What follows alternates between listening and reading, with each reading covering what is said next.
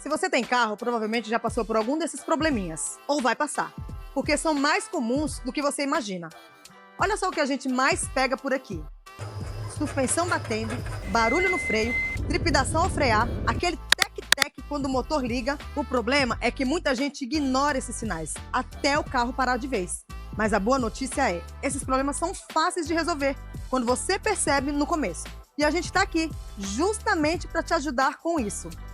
Agora me conta, qual desses já aconteceu com você? Ou tem algum barulho no seu carro que você nunca entendeu? Comenta aqui embaixo. Quem sabe a gente transforma isso num próximo vídeo.